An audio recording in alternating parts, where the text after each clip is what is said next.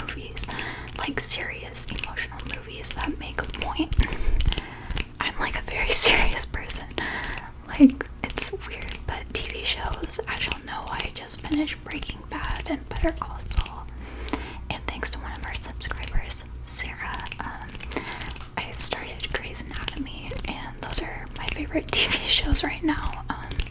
Better Call Saul is my favorite, but yeah, those are my favorite. And next is favorite triggers. I love hand movements and visuals. I just love visuals. They always give me tingles. I wish I was better at them, but Eliza ASMR and B's ASMR have the best visual triggers, if y'all are interested. But visualizations and like light and hand movements and anticipatory triggers and mic triggers, especially mic cupping and mic tapping. But skincare routine, I'll film a video on, but my skin isn't that great, but I'll still film it for y'all. So another question is, why do I like cooking? And honestly, it's a good way to bond with my dad. I absolutely adore my dad. I love my dad's cooking, and it just started out as a way for us to bond, and now it's how me and my boyfriend bond. This scar actually came from my boyfriend while we were cooking. He accidentally stabbed me, and yeah, how could you not love cooking after that, right? When did you start? I started seriously around high school, but I was cooking, just creating my own stuff and just coming up with my own creations in high school. But I actually got a passion for cooking and learning recipes and learning techniques back in college before I left to come to UTD. And someone said, what got you into neuroscience? I got in at a very young age. I have a journal actually from when I was like in 4th grade about memory and about vision, and I drew the brain, I drew the different lobes, I drew the neuron and the different parts of the neuron. And honestly, I don't know how I got into it. Maybe my dad was into it, but I just remember from a really young age it really interested me, and I'm trying to make little me proud, and hopefully I'm doing that. What do you plan to do in the future? So after I get my BS in neuro, I'm gonna go work in the field for a little bit, be a lab tech. I want to be an anatomy lab tech where I'm doing brain slices and stuff and working in anatomy, but I'll test out some different things, and I'm gonna see if I can get a company to sponsor me to go to grad school.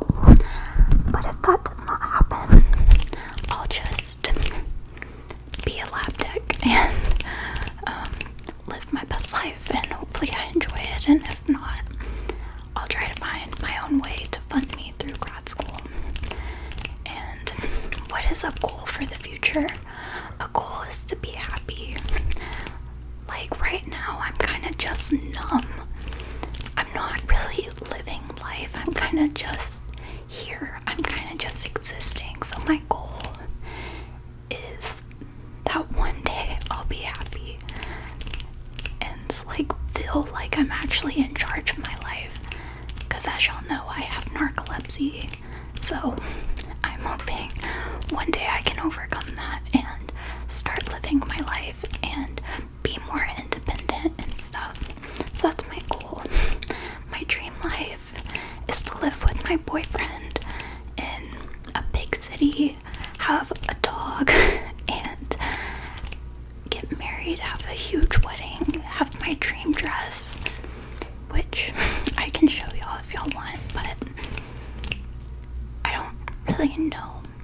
Any life with my boyfriend would honestly be my dream life. Next is, how do you deal with stress? basically, I avoid the fact I have stress, and I pretend it doesn't exist until I overwhelm myself and something goes wrong, and I overreact and I break down and I'm like, this is the end of the world. And yeah, that's how I handle my stress. Or I don't try as hard as I should. So like one of my mechanisms is watching TV while I study. So that way if I do bad, I can blame that instead of dealing with the fact I'm dumb or something, you know? So that's kind of how I deal with stress. I hope you'll deal with it much better. But we're in this together. If you don't, we'll get through it. And some things like what you could tell yourself from a year ago, and what I would tell myself is you're not crazy. Because as I already said, I have narcolepsy, and I also have bipolar. And people told me I was the problem, I was lazy, I was depressed, and I'm just not trying hard enough. And in my heart, I felt like I was trying harder than anybody in the planet, and I felt crazy. And then my diagnosis came out, and yeah, I would just like to tell myself a year ago, like, trust your instinct, and you're not crazy, and you're actually stronger than you think you are, and you're not weak like everyone's telling you. Next question is, are you in a relationship, and how did we meet? Yes, his name's Sylvester.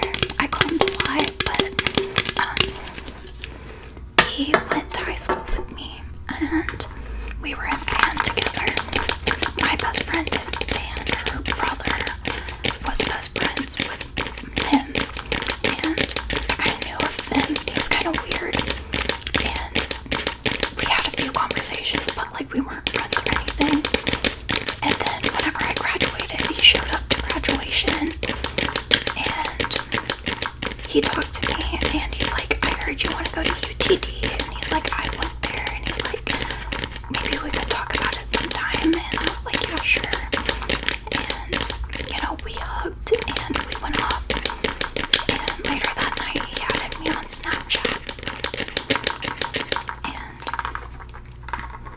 I also posted a YOLO that, like, you know, like, tell me anything before I leave. And he slid up and he was like, you're cute, you're funny. He's like, I'd love to get to know you, or maybe be something more. And you know, I was like, who's this? And he was like, me. And we started talking, and then like 4 months later we ended up dating. It's a really cringy story, but that's our story. I wish I could tell y'all a better story, but yeah, that's that. And advice with friendships and relationships: while I'm antisocial, I do not leave my room at all. I have one friend that I recently made, and my advice is, you need friends. And if you have a boyfriend, your boyfriend is not enough for you. A friend is gonna fulfill holes, and you'll be a lot happier with a friend. And it's important to be social. It's important to confide in somebody. It's okay to, you know, like I said, I don't really have friends, so I can't really give friendship advice except to antisocial people who like feel like they're in their zone. But I can't give relationship advice. Don't settle. Try to figure out why you like the guy. Like, list reasons, like actual reasons why you want to be with them. Because in my past, all the guys I were with was out of being lonely, out of the inability to love myself. And if I really reflected on why I like them, make a list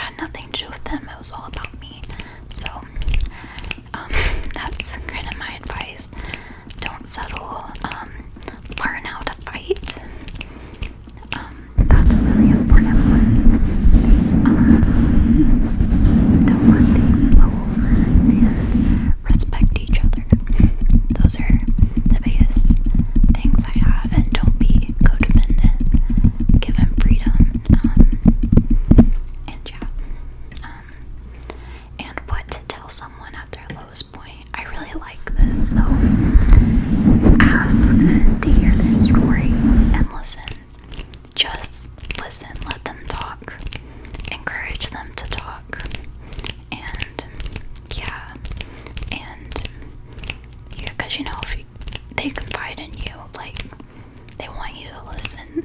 They don't want to be bombarded with what to do. They don't want to be bombarded. This is what I think they would want to hear. This is what I would want to hear, is I see you. You are valid. I couldn't imagine what you're going through. You're so strong to be able to make it this far. I couldn't have done that. I'm proud of you. I wouldn't have been able to handle this on my own. Let me help you. And yeah, that's what I would tell somebody. Most embarrassing story. Okay, this one is recent. And it's actually embarrassing. It's a girl story. And this might be too gross for you too, but I mean, well, tell it. So I was at the gym with my best friend, and we were doing an exercise where you balance on your back, where you're on your back and you lift your legs up, like you're laying on your back and you go up to reach your legs. And I would do this, and I wouldn't fart, but I don't even want to say it. My PP would, fart, and it was very embarrassing. It would just keep farting, or queefing, I guess I'll say it. I will not go around it, and it was very embarrassing. There was a guy downstairs, and I'm like, Kyra, I can't do this. I can't deal with it. Queefing, and we were laughing, and it was bad. I was like going off about it, and whenever we went downstairs,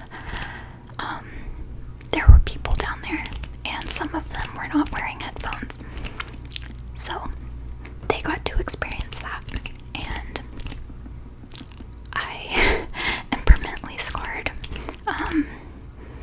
I've always feared of that happening, and the fact it actually happened is disgusting.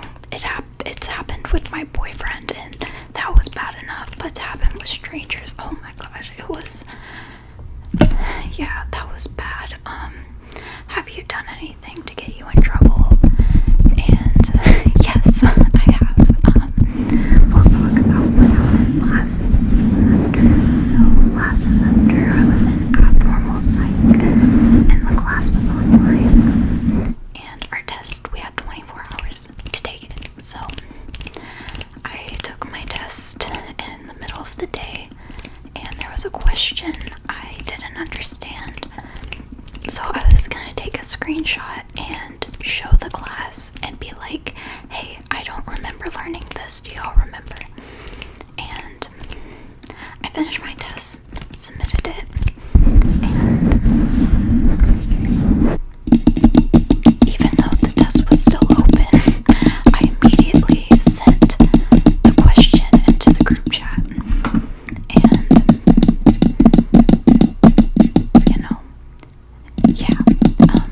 y'all can imagine what happened. Someone reported me to the dean's office, and I got in trouble, and I tried to make an appeal. I'm like, I'm sorry, I had no idea. I'm like, I'm a scholar student. I'm like, I've been on the dean's list. Like, I'm a good kid. I'm like, I didn't cheat. I'm like, I finished the test. The test was over by the time I sent it. So it was bad. Instead of getting a 0 on the test, I got a 60, and I ended up with a B- in the class, and it was horrible. I hated it. I cried so much, because getting B's are bad enough for me. A B+ is okay, but a B and below is a failure, and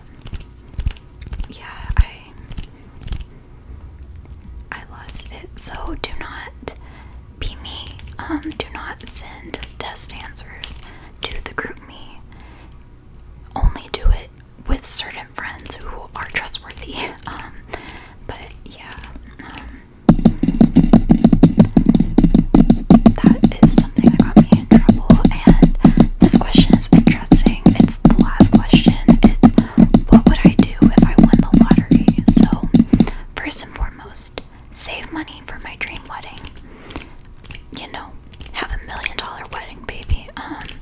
Next is I would give my parents a good amount of money so my dad can retire. You know, he's making it sound like he can't retire for another 10 years and he's like 56, and you know, I want him to be able to live his life, not work until he's like immobile. So, you know, if I won the lottery, I would love to give them money to move